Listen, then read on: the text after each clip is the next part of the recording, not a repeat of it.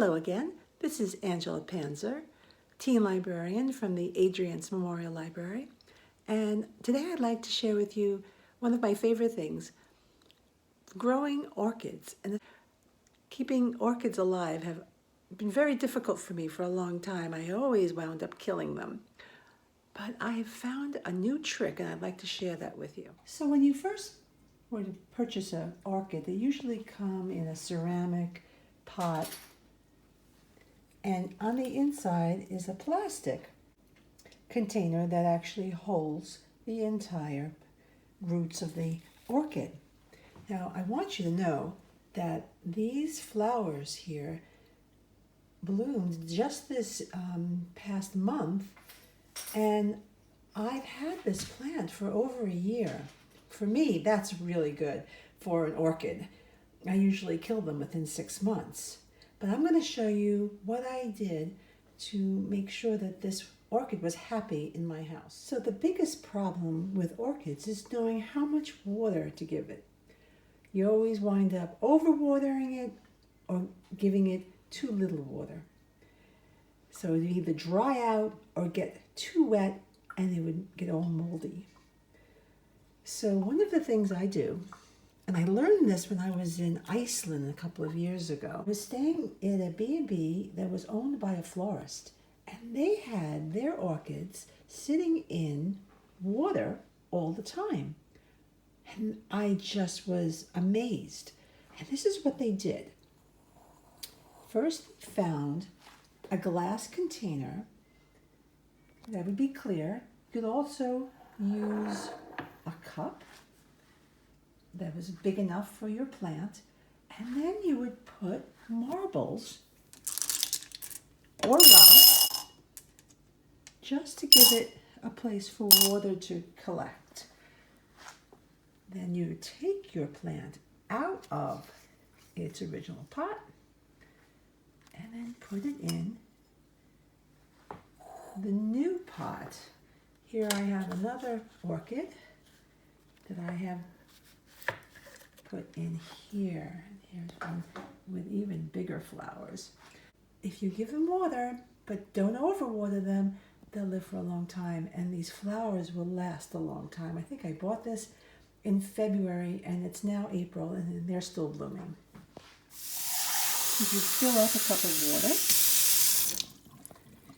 and you're going to pour it into each of the orchids, and you're going to see that it's going to start to come out the bottom inside your cup from here. You can see that the water's getting up there. It is almost to the bottom of where my orchids live. I'm going to give it just a little more water. Here's more water. And let's take a look and see how much water we've got in it. That's about right. You could see the water level touches the bottom of the plant. Let's take another look at that. See how it touches the bottom of the plant. Here's one of my biggest orchids. You can see how much water I've got in the bottom. And it's been very happy there for the last couple of months, blooming. This is a moth orchid. Kind of looks like wings of a moth. And a brand new leaf is coming out.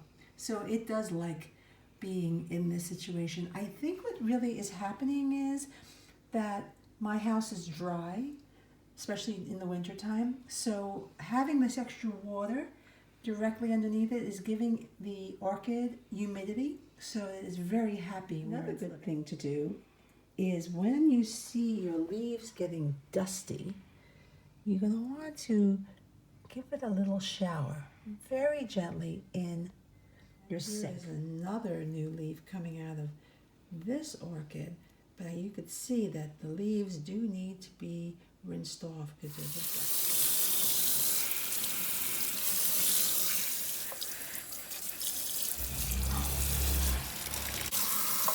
At this point, you want it to drain out. You want that water to drain out of the bottom of your orchid. And when it's fully drained, then you can put it back into your glass pot with the marbles. And now this plant is very, very happy. The nice thing about this method is you can see how much water there is for your orchid. I usually don't give it more water until all of this water is down to the bottom of the plant. Let's take another look at that. See how it touches the bottom of the plant. If you've put in too much water, put your plant in the sink, take out your plant, and spill out whatever water you don't want.